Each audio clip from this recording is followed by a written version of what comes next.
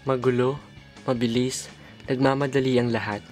Masigla, maligalig kung minsan, maingay. Yan ang karaniwang nararanasan ng tao sa mundo. Pero subukan mong huminto, takpan ang tenga ng mahigpit, at panandaliang tumahimik.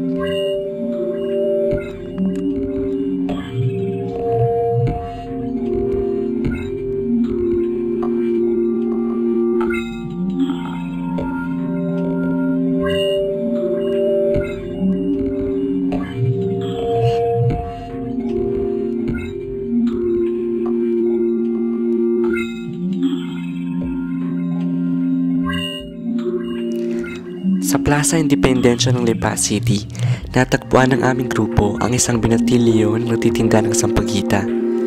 Akalain mong wala siyang kaibahan sa mga kasama nito, pero ang papansin mo, ang kumpas ng kamay nito habang nakikipag-usap. Kilala siya sa ngalang Apaw sa bayan. May ilang taon din siya nagpalaboy-laboy sa mga kalye, palabati at palaging may dalang ngiti sa mga customer si Apaw.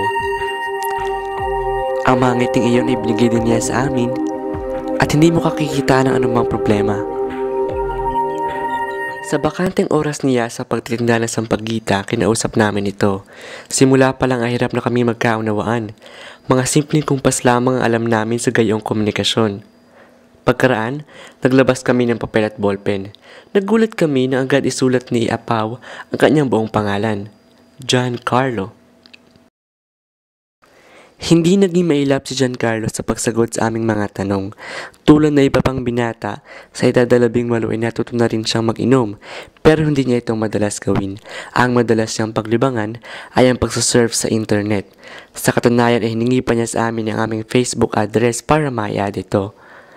Aniya, ang perang kinikita niya sa racket, sa sampagita vending, at pagbabarker ay binibili niya ng ilang damit at ang iba ay ginagamit sa pagkomputer. Minsan, nakakapag-abot pa siya sa kanyang lola na nakahiwalay sa kanya.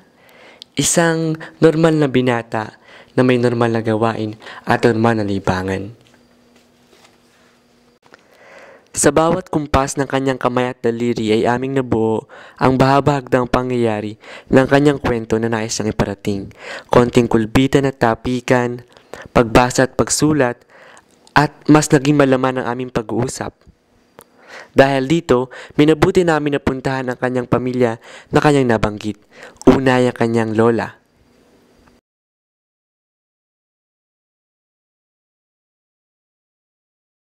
Tatlong taon. Ay uso yung sa lagubang na pinatutugtog sa balde. Ginawa ko ng ganyan. Kasi naglalaro. Hindi pinapansin. Sabi ko, bakit ang batang ito hindi pinapansin itong laro, itong natugtog sa balde? Bago tinawagan ko, ay hindi na ano sa akin, hindi ako pinapansin. Sabi ko, parang sabi ko doon sa ina, ang iyo ikakong aring anak ay parang ikakong may diferensya ang tainga. Ba't ikako tawagan mo ikakot, hindi pinapansin ang tawag? Ayun, ay di pinabayaan namin lumaki ng lumaki, nagayon siya na hindi na nga makarinig at hindi rin nagsasalita.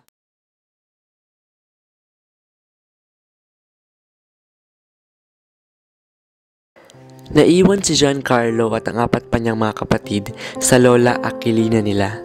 Ang kanilang mga magulang ay hindi na sila nadadalaw. Si Lola Aquilina naman ay nahirapang buhayin ang apo niya, kaya nagpa siyang ibigay na muna sa SOS o bahayang punan ang apat sa kapatid ni Gian. Si Giancarlo ay naiwan sa bahay ng Lola nang may himutok at labis na lungkot sa pag-alis ng mga kapatid nito.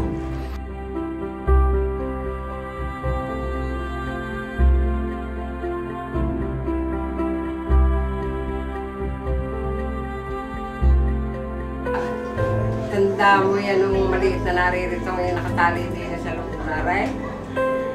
Tayo namin pag-alain at ngayon napagpalawit. Mahiling bumuha ng hindi kanyang mga kung ano nung mga kinukuha din sa mga kasama ng matipuha din sa mga bahay diyan, yung mga buting mga inipong buti ng mga may bahay, ninanakaw niya.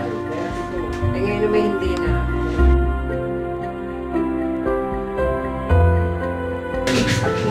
Ayaw naman tumigil dito eh. Kahit anong sabihin namin, kahit anong gawin namin, ayaw tumigil dito. Kasi daw walang mahahanap buhay dito, hindi rin siya magkakapira.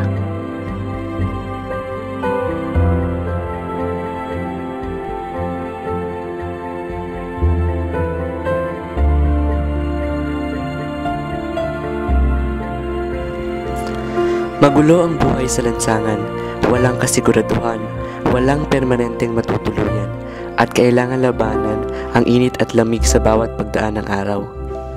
Hindi man naririnig ang ingay sa lansangan, ay nakikita at nararamdaman naman niya ang kaguluhan dito. At ito ang bumuo sa pagkatao ni Giancarlo sa kanyang paglaki. Naging bayolente siya at palaway. Subalit sa kabila nito, naging madiskarte siya at natutunan niya ang hindi umasa sa ibang tao para mabuhay. Una siyang nakilala sa pagiging barker ng mga bumabiyaheng sasakyan. Bagaman walang maiusal na kahit anong salita, naging puhunan niya ang kanyang kilos, kumpas at determinasyon upang kumita ng salapi. Iba't ibang racket pa ang kanyang pinasukan para lamang mabuhay.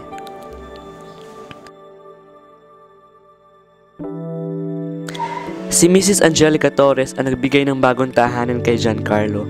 Nakakatuwang isipin na mayroong taong katulad niya na nagpapakita pa ng pagmamahal at kabaitan sa iba. 12 taong gulang noon si Giancarlo nang kupkupin niya ito. Tumulong siya na punan ang mga pangangailangan nito sa buhay ng isang binatilyo. Unti-unting nabuo ang isang bagong apaw. Nagkaroon siya ng disiplina sa sarili at nabawasan ang pagiging ugaling kalye. At bilang pagtanaw marahil ng utang na loob, kabutihan ang lagi ipinapakita ng binatilyo sa mga kumukop sa kanya. Tiniyak naman ni Mrs. Torres na hindi siya magsasawa na tulungan si apaw hanggat kailangan siya nito.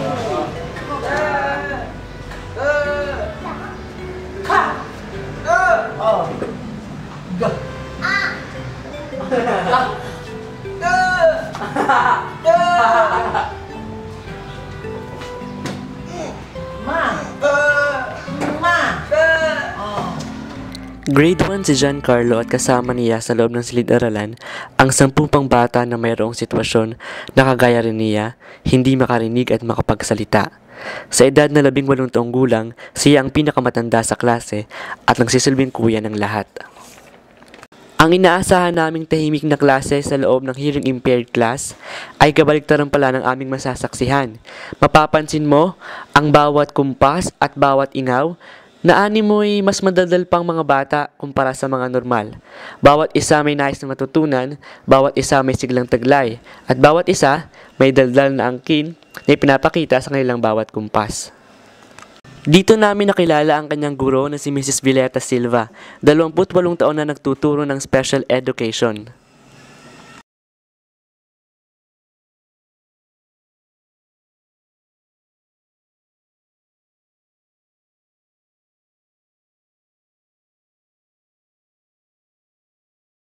Ang asawa ko, bakit daw ako nakakatagal?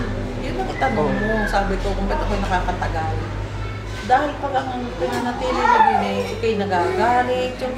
Pag hindi ka masaya sa isang trabaho, hindi kay kasama ng lasang, ikay nagtatrabaho ka, hindi ka masaya. Ay, masaya ako. Kaya ako sabi ko, para dito ako. Sabi ko. At pag may mga nag-a-apply na special education, nag-a-apply dito. Ang tanong niyo ang sarili niyo kung kayo may concern sa bata. Baka ang habulaan niyo yung malaking sweldo ay huwag na. Magigilty kayo.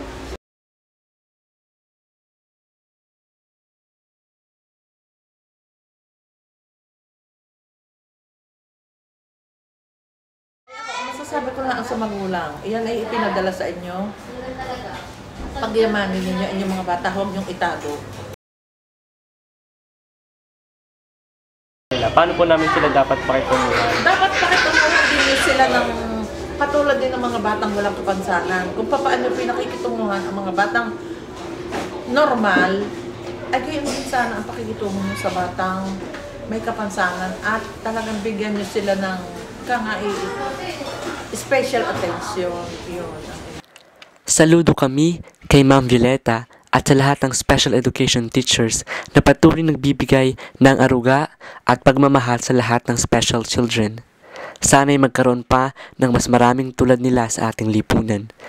Samantala, iniwan namin sa paaralan ang aming kaibigan na si Giancarlo na patuloy na hinuhubog ang kanyang talento at potensyal at hinahasa ang kanyang kalaman. Hangad namin ang kanyang tagumpay at hangad din namin ang tagumpay ng bawat isang tao na patuloy na nababalot sa tining ng katahimikan.